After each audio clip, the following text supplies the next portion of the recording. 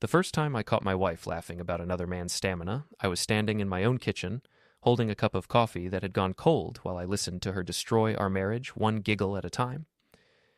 Carter's got more energy than a teenager, Rowan was saying to her best friend Jenna, both of them wine drunk at 10 in the morning like proper suburban housewives. I swear Eli would need a defibrillator to keep up.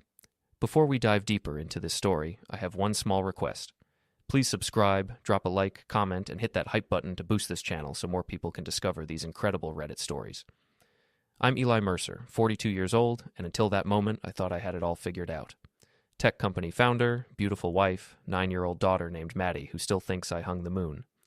We lived in one of those glass-walled houses outside Austin that screams success to anyone driving by. The American dream, right down to the 2-car garage and the neighbors who wave but don't really know your name. Turns out the American dream has a nasty habit of becoming a nightmare when you're not paying attention. "Who's Carter?" I asked, stepping into our living room with what I hoped was a casual smile. Rowan's face went through about 6 different expressions in 2 seconds. Surprise, guilt, calculation, then finally settling on that icy mask she'd been wearing more and more lately. "Carter Vale," she said, like his name was perfectly normal to discuss. "He's handling the Morrison account at work. You know, the divorce case." Jenna giggled again, a sound like broken glass. "Oh, he's handling something all right." "Jenna," Rowan snapped, but she was smiling. I stood there, coffee cup in hand, watching my wife of 12 years act like a teenager with a crush. The worst part? She wasn't even trying to hide it anymore. "Well," I said, setting down my cup, "sounds like Carter's quite the professional." "He is," Rowan said, meeting my eyes with a challenge in hers. "Very thorough."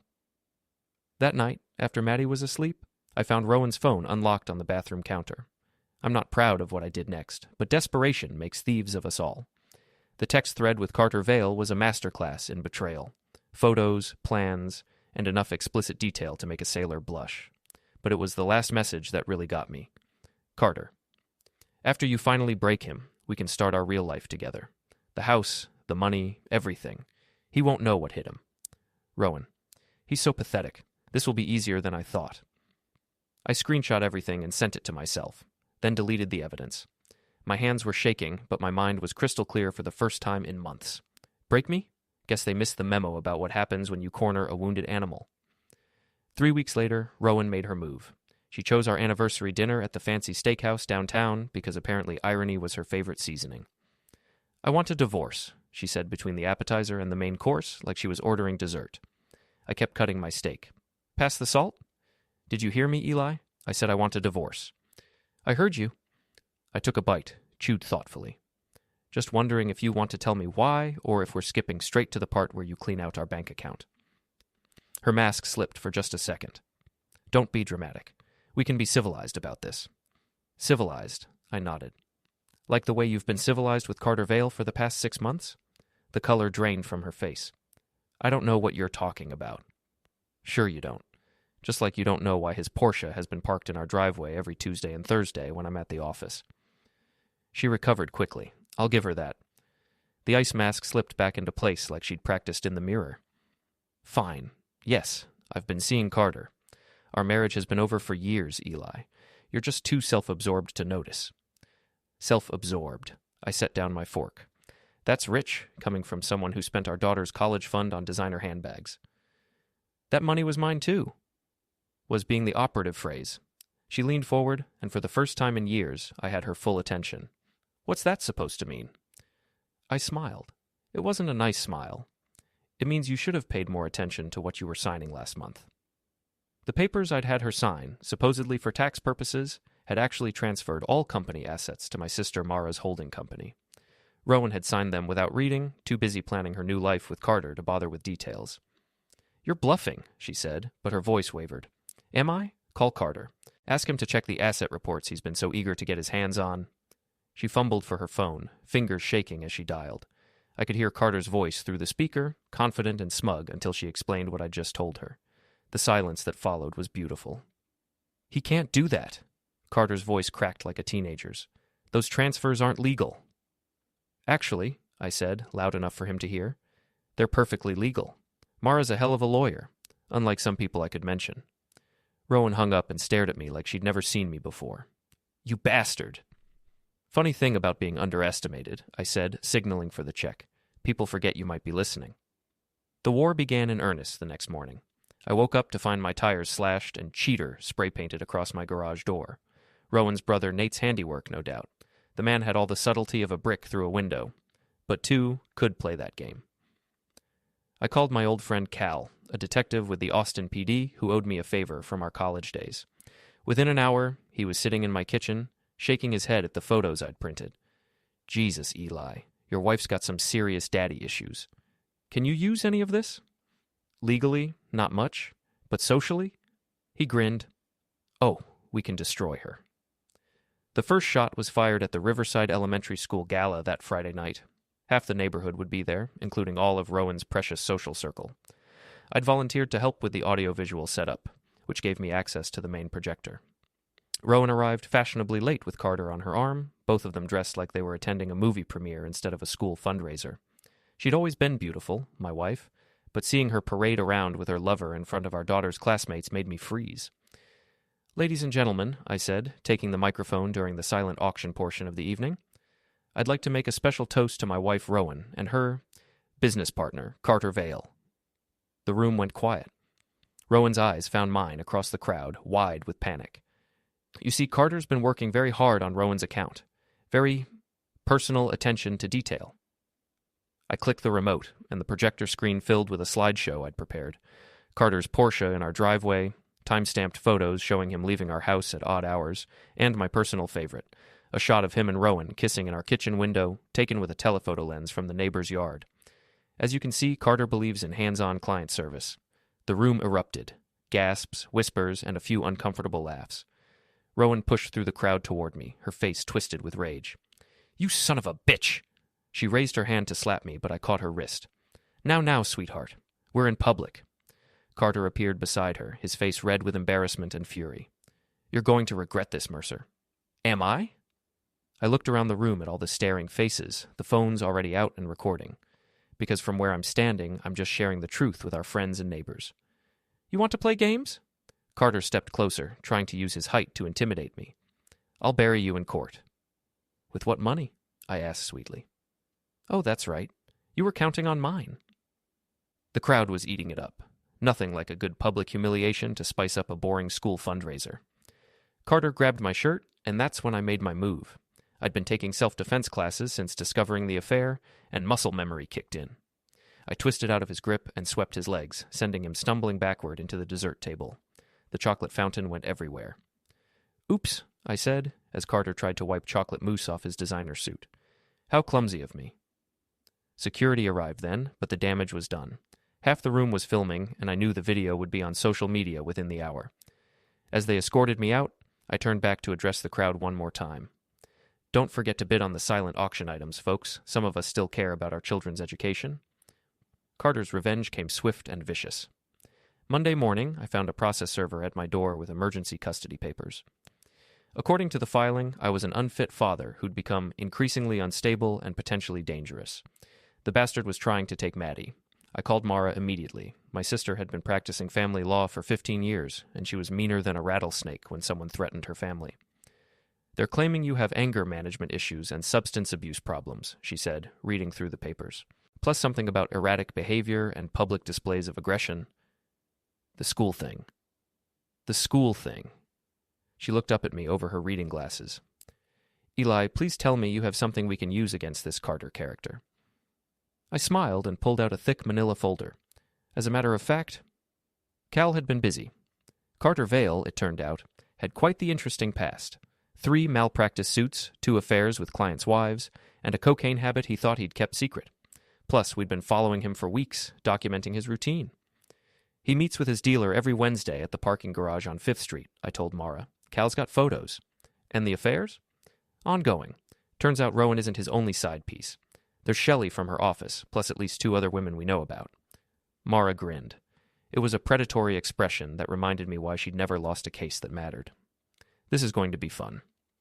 The counterattack began that afternoon. While Carter was in court, we had process servers hit him with papers of our own. Malpractice suit, ethics violation complaint with the state bar, and a civil suit for alienation of affection. But the real fun started when Cal and I followed him to his Wednesday drug buy. Carter's dealer was a nervous little guy who sold out of the back of a food truck. We waited until Carter made his purchase. Then Cal called in an anonymous tip about suspicious activity in the parking garage. I watched from across the street as 3 patrol cars surrounded Carter's Porsche. The search turned up enough cocaine to make it a felony possession charge, plus some interesting text messages on his phone that implicated several other clients in various schemes. Carter's law license was suspended pending investigation. His partnership dissolved overnight when the other lawyers found out about his drug arrest. And best of all, the custody suit was thrown out when the judge learned about his criminal charges. But Rowan wasn't finished yet. I came home from work Thursday night to find my front door standing open and Maddie sitting on the neighbor's porch crying. "Daddy, Mommy came and took all her stuff," she sobbed as I held her. She was really angry and throwing things around. Mrs. Henderson, our elderly neighbor, patted Maddie's shoulder. I called the police when I heard the shouting, but she was gone by the time they arrived. Inside, the house looked like a tornado had hit it. Rowan had taken everything she could carry and destroyed what she couldn't. My computer was smashed, family photos were torn up, and she'd poured bleach on my clothes. But she'd made one crucial mistake. She'd left her laptop behind. While Maddie watched cartoons at Mrs. Henderson's house, I went through Rowan's computer files. What I found was even worse than I'd imagined. She and Carter had been planning this for over a year. Bank account information, asset lists, even blueprints of our house. They'd documented everything we owned, down to my grandmother's jewelry and Maddie's college fund. There were emails to divorce lawyers, discussions about how to hide assets, and a particularly damning thread about how to make me look unstable in court. But the worst part was the folder labeled Maddie. They'd been planning to send my daughter to boarding school in Switzerland, getting her out of the way so they could enjoy their new life together. I copied everything to a secure drive and sent it to Mara, then called Cal. "I need a favor," I told him. "What kind of favor?" "The kind that involves making someone's life very uncomfortable." Friday morning, Rowan woke up to find her car covered in bumper stickers. Homewrecker, cheater, and my personal favorite, I steal husbands for fun. They were the industrial strength kind that take paint off when you try to remove them. Her credit cards were all frozen. Turns out when you're married to someone who understands financial systems, joint accounts can become very complicated very quickly. And when she tried to go to Carter for help, she discovered that his assets had been seized as part of the drug investigation. She called me screaming, "You're destroying my life." "Funny," I said, watching Maddie play in the backyard through our kitchen window. "I was thinking the same thing about you." "I'll take you to court. I'll take everything." "With what lawyer? Carter's disbarred, and good attorneys cost money you don't have."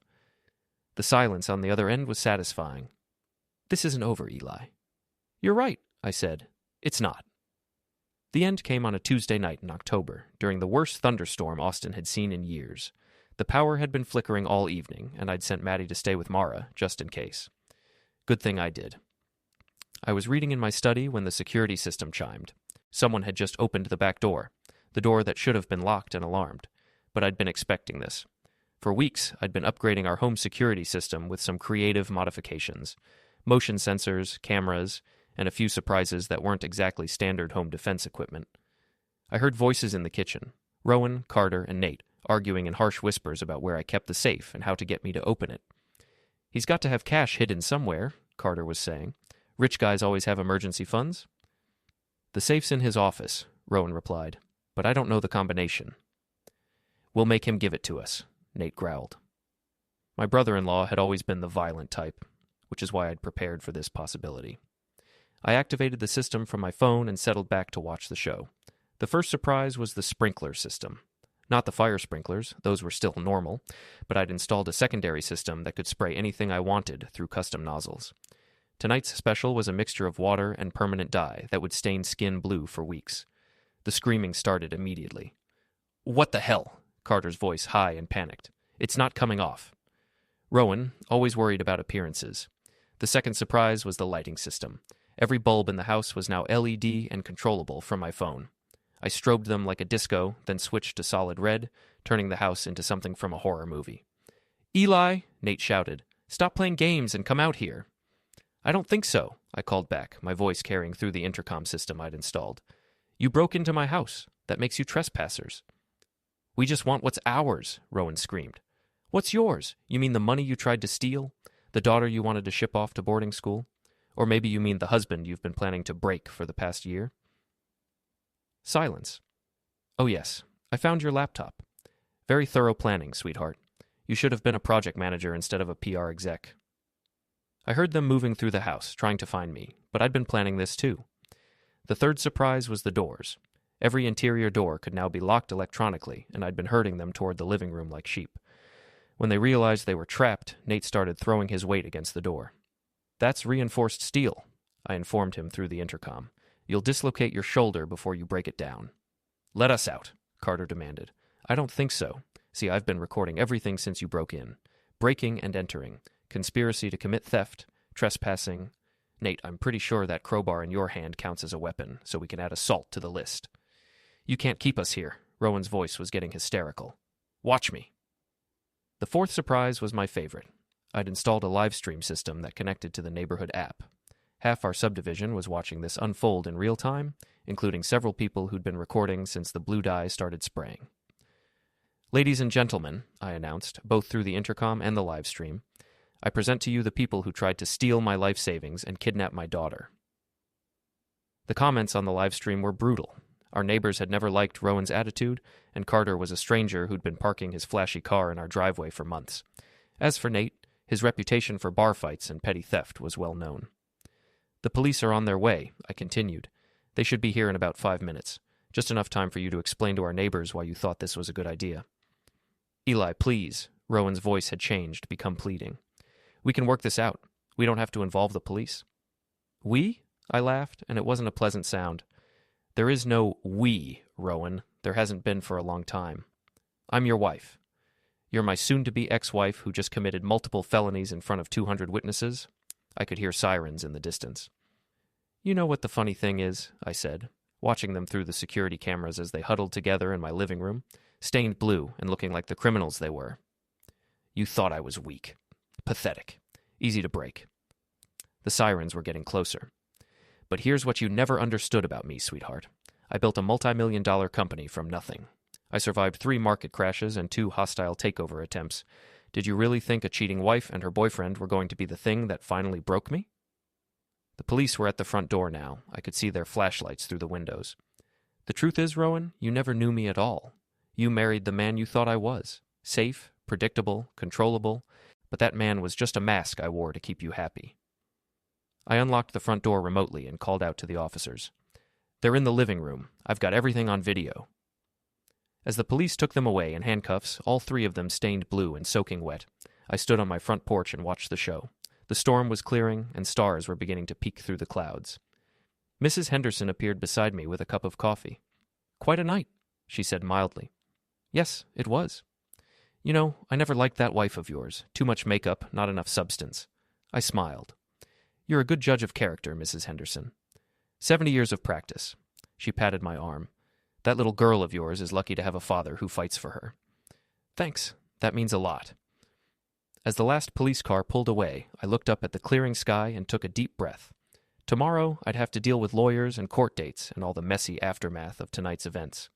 But tonight, for the first time in months, I felt like I could breathe again.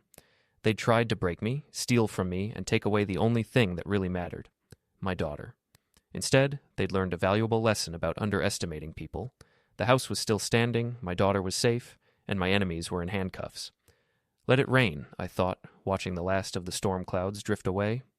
I'll be warm, the house burns, but I built the fire.